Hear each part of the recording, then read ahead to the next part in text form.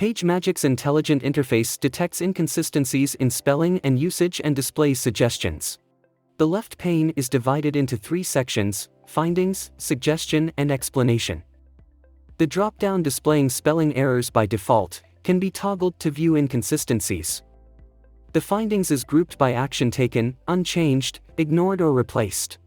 The middle pane displays suggestions where available.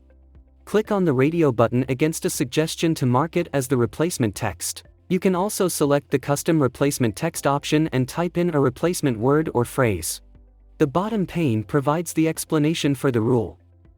Depending on the action taken, PageMajik displays the results in either unchanged or ignored or replaced.